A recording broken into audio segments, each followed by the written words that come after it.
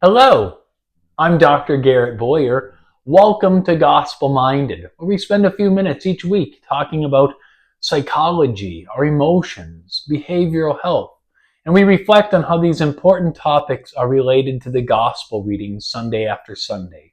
Like I always point out, this isn't supposed to be a substitute for actually getting yourself to church or going to counseling, spiritual direction, if you're engaged in those sort of practices. But like we know so well, things of the mind, our psychology, so often goes hand in hand with our spirituality. So, if you are new to Gospel Minded, welcome. Please subscribe so that you never miss an episode. If you've already subscribed, welcome back. Glad to see you. So, do I look frazzled? Do I look tired and burned out? It's because I am. It's late on a Sunday. Usually I try to push these videos out earlier in the day, but kids, man, they are a challenge, and my kids today were wound up. And so I'm doing this later in the evening. But as I reflected on what I wanted to speak about, maybe it's providential that my kids gave me a run for my money today, because the gospel today makes this beautiful allusion to the importance of the life of the child for all of us, really. So let me read a little bit of it for you. The gospel is from St. Mark, and it's chapter 9, beginning with verse 30. But I'm going to start at verse 33. It says this: "And they came to Capernaum, and when he was in the house, he asked them, 'What were you discussing on the way?' But they were silent. For on the way they had discussed with one another who was the greatest. And he sat down and called the 12, and he said to them, 'If anyone would be first, he must be last, and servant of all.' And he took a child and put him in their midst, and taking him into his arms, he said to them, 'Whoever receives one such child in my name receives me, and whoever receives me receives not me, but him who sent me.'" Wow. Well, that should stop a lot of us in our tracks who've ever found ourselves frustrated with our kids or at our wits' end because of little ones screaming in restaurants or shopping malls or church. When we receive the little ones, we receive the Lord himself, and not Jesus only, but he who sent Jesus, the Father.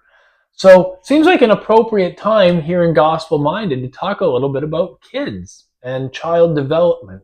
Now, this is a fascinating topic for psychologists, and there are tons and tons and tons of different theories on childhood development. I'm going to point out only two, and I'm going to talk about them briefly, but in my mind, these are two of the more important ones. I'm going to start with a well-known guy, named Jean Piaget. He was a Swiss psychologist. He just died in 1986, and he lived for close to 100 years, but he was famous for his theory on childhood development. Can we get a picture of him? There we go. Yeah, look at that. Not only a brilliant theorist, but a snappy dresser. Love that beret, Piaget. So he said that the first stage of child development was what he called the sensomotor, which went from the time a child is born until they're approximately age 2. And in this time, motor activity is the most prominent and notable feature of the child's development, which makes sense. If you think about a baby, an infant, for those first 2 years, they are learning and refining those important motor skills, learning to sit up, learning to crawl, learning to perhaps start toddling and maybe take first steps. Then there's what he called the pre-operational stage, ages 2 to approximately 7. And during this pre-operational stage, language becomes an important marker, development of further capacity for memory, memorizing things, imagination. One of the highlights of this pre-operational stage is this egocentrism, where the child is inward focused and worried about their wants and their needs. And I think Saint Augustine commented in Confessions that in a child you see the embodiment of selfishness. Um, Kind of a humorous way to think about it, but you definitely see that in children or in this pre-operational stage. Then there's what he called the concrete operational stage, ages 7 to 12. And when kids get to be this age, they can start thinking a little bit more logically. They can start using concrete objects in their mind, and they start to develop what Piaget referred to as conservation skills. So, for example, if a kid in this stage sees a glass of water that's half full in a big glass, and then you pour that same amount of water into a smaller glass, the cup now looks full because the glass is smaller, but there's really no more water. And at this age, Piaget theorized a child starts to understand that. And then finally, ages 12 and upward are what he called the formal operational stage. And when young people reach this age, approximately, they start to be able to think much more sophisticated thoughts. They have more nuance to the things that go on in between their ears. They can have abstract thought. They are more self-aware and can reflect on things that are going on for themselves and in their own life. So this is the theory of Piaget, and I think there's a lot of material there. One other one that I'll point out is a theory from a guy named Albert Bandura. There he is. Still pretty stylish, but not quite like Piaget. But he had this thing called social learning theory, and his thought was that children learn through observation, imitation, modeling. He kind of blends cognitive theories and behavioral theories to come up with his approach to thinking about how children develop. They're theories, but I think there's a lot of good material there. And when you think about children that you have interacted with and seen and been around, I bet you can see some of these things that Piaget and Bandura are highlighting. It's funny, Chesterton used this line that he said in Wit and Wisdom, the defense of baby worship. And that's a funny way to say it, but what he was talking about was when we see a child, especially in that sensomotor stage, say, of Piaget's, we marvel at what babies do.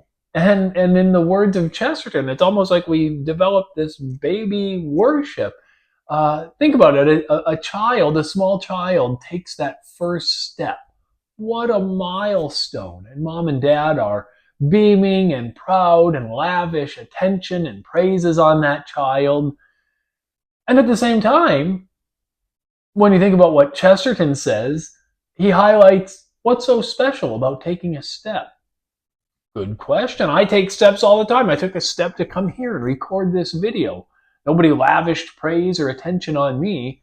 Or what about when a baby starts to babble and then says those first words?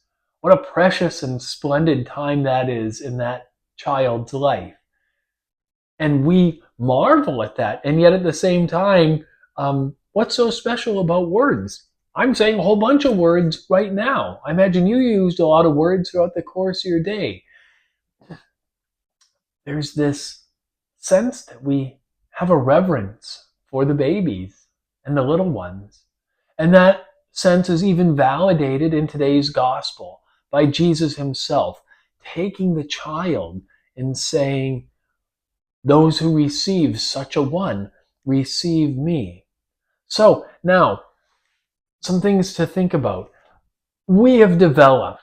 We are adults now. We have grown. We're out of diapers. We're walking on our own. We're taking care of ourselves. Hopefully, nothing worse than the 30 or 40-year-old man who never quite has grown up, who doesn't have responsibilities and doesn't care about anyone or anything but himself. bad news, or the 25, 30, 40 something year old woman who throws temper tantrums when something doesn't go her way. Um, you know, that's not a good sign. At the same time, all of us are sort of vulnerable to this regressing. Whenever we're stressed or in duress, we can regress to some of those childlike behaviors, and that's not good. But in highlighting this child in today's gospel, I think there's something important to be addressed here.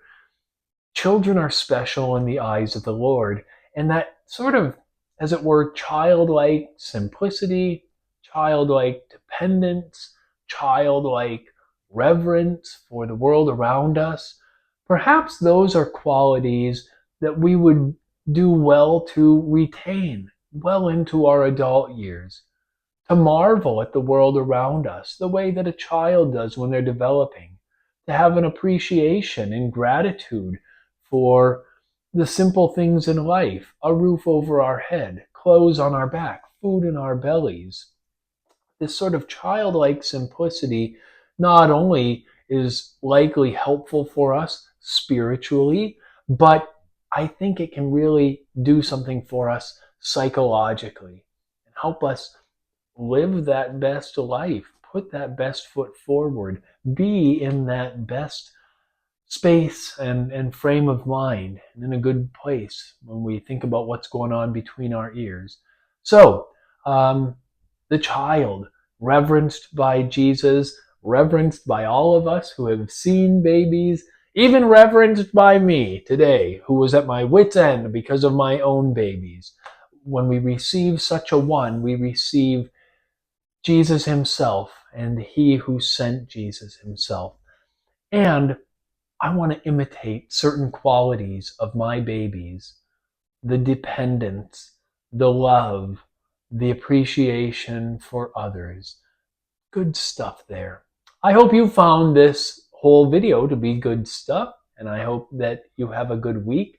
I'll see you next time on Gospel Minded. I'm Dr. Garrett Boyer. Take care.